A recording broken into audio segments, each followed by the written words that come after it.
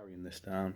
So carrying it onto my hand, gonna have a Japanese Buddha coming in from that side, and I'm getting a leg piece as well, and then getting that finished. So it's all happening. Right, team meeting. At the start of that, you'll hear me talking about tattoos, but that's fine. So I've got a little agenda to cover some things that are going to be not really relevant, some that then will be. So I will doctor the questions as I go along. But one of the first things is listen to, discuss and decide on the track that you're thinking of learning. We're not learning a track today, are we? We've been writing one. What did you do last week, just for context? What song? Yeah. Tutti Frutti by Little Richard. Nice. Yeah. So you've already done a track, you've done Tutti Frutti. Yeah. So this week, what have you based your writing on? So what was the plan? What happened? How? You just started playing since we went from there. I was thinking to because I used to, in school I learned about the kind of chord progressions that a lot of 50s music, popular pop music used to use. I just remembered it and I thought, I just went through whatever chord sounded nice. Tried to create the chord progression. So you've got a chord. Does it sound all right? You happy with it? Yeah. Yeah? Yeah. Do you know what are the chords? G sharp, F minor, C sharp and D sharp. So nice. So one, you're in 6, 1, 6, 4, 5. I think. Yeah, that is pretty much the doo-woppy progression, isn't it? Yeah. And you're in the key of G sharp. Yeah. Nice, lovely. I like that. So what's everyone else's contribution been as well? So you've got the chords. What's happening with our other members? I did bass. Nice. And then also the twangy slice thing that I was doing when you. So this group is a little bit unique. You're slightly similar to the group at the end of the hall, really using Logic quite a lot in these sessions. So that should really be noted on the camera as well. That you guys are recording parts in people are playing more than one instrument, which is really nice.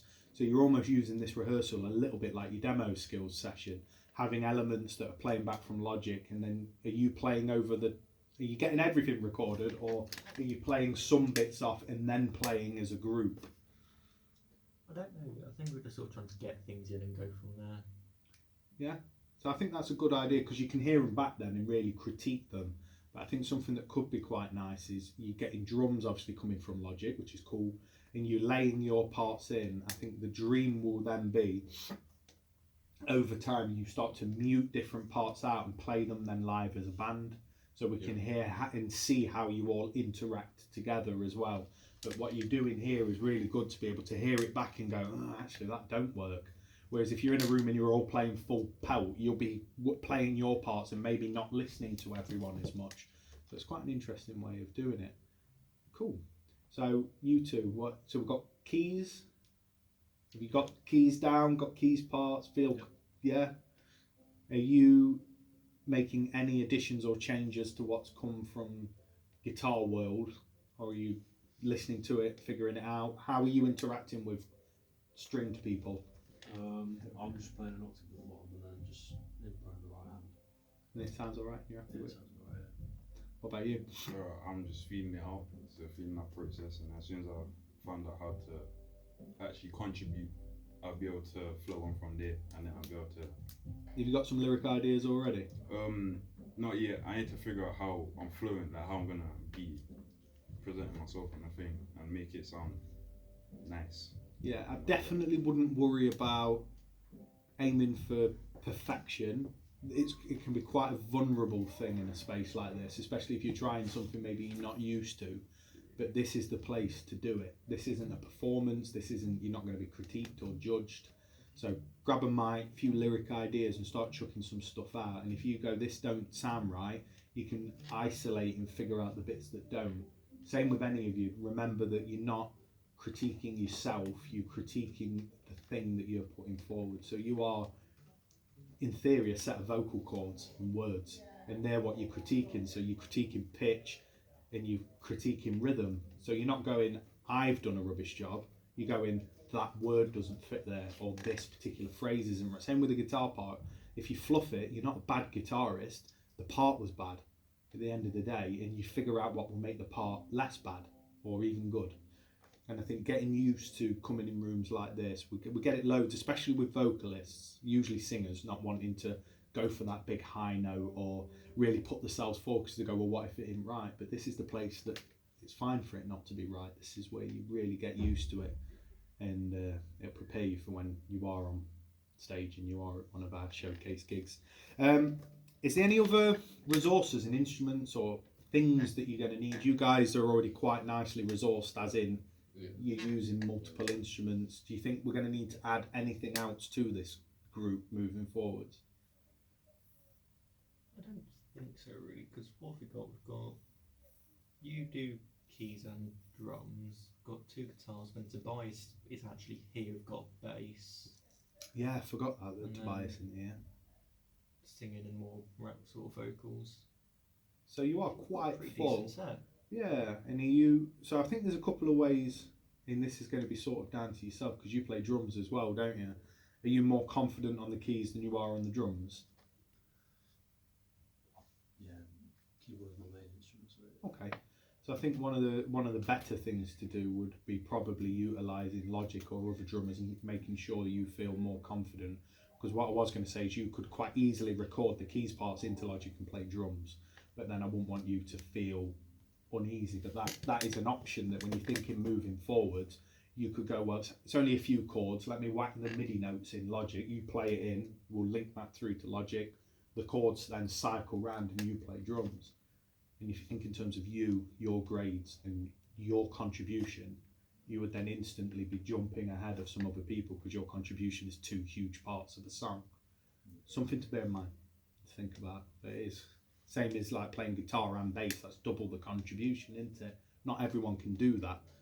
You know, being able to jump on 2 different instruments, and we have across the years people that sort of navigate the course really well and end up with a very good grade overall are the ones that not only jump on different instruments if they can, but also jump in with different people. That if someone goes, I really want guitar on something, if you go, yeah, I'll do it, sick, and then you jump forward and play with them, it's all additional evidence, and it's a good thing to get used to doing. Any specific challenges, any issues that you faced, any sticking points where it's all gone a bit quiet? The volume on that. Hey, it's all been Logic related, so technical related issues. So how did you overcome your technical issues? We got you. Got me. So what we could do, so if we're thinking moving forward, so if there's some issues or difficult avenues, I think what could be worth doing is not only in your door skills sessions, but also when you're in here with me, we'll go through it. I'll do a bit of a Logic demo and we'll go through some of the sort of ins and outs and ways to get it working in these rooms rather than you getting stuck. Is there any difficult parts? So you're already talking about yourself and some of the things that maybe you're finding difficult. What are you going to do for next week then? Probably while I'm at home, I'll more time try become more versatile with things like that. So how are you going to do that? I'm find a beat or something that's kind of like what we're doing now, and see what I can do on that. And Why don't you take this? I mean, yeah, I could. That would Yeah, make 'cause you could sense. just export Yeah, it. Yeah, Yeah, export yeah, it, stick it on a yeah. memory stick, email it yourself, and then it will be exact then, and then you No, can but yeah, figure I do- out yeah, how I do you that. feel. But bear in mind, whenever you write anything, yes, we're going for something that's stylistically accurate, and we want it to sound 50s. Yeah. But stick a section halfway through it where it's just not. Stick a section in it where it goes into like a really heavy hitting, like what tempo you at? Six, 100? 100. Get like a rap beat halfway through it. Like why not? Keep the same like dun dun dun dun dun, but get it going. We're like hang. Why not? Why not? If we've got the bits in that work for you as guitarists and got the bits that work for you, let's get a bit that works for you. You've got to lean towards the 50s stuff. But I had a group last year that had to do Motown and funk, and they did Motown and funk, but they were a metal band, and I went metal it up halfway through it, and they took like this Motown song and put double kicks and thrash beats halfway through it, but then went back to Motown. It was like the coolest thing I've ever heard. Really cool. Don't worry about twisting it to fit with you, but you've got to twist yourself to fit with this as well. So definitely take that. How long do you think it's going to take for you to get something finish? What's the timeline? Because you've got another session tomorrow, haven't you? Yeah. So what do you think? I think we could have probably something pretty decent if we just properly knuckle down and go tomorrow. I think like a very brief but sort of Yeah, be Yeah. brief, but something. concrete thing. So yeah, next week we'll be starting 60s, and then we do that for 2 weeks, and then we do 70s.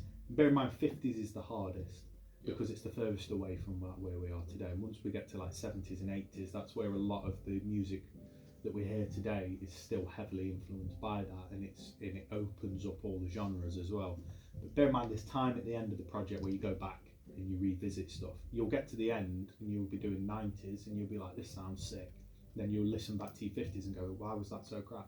And you'll like want to go back and redo it and change it, and that's where the project really opens up then, because you can go back and go, well, now we're loads better and we're really getting used to this, we'll go back and retweak it and alter our 50s and 60s and things like that. Cool. Any worries, issues or woes? Everyone feel alright?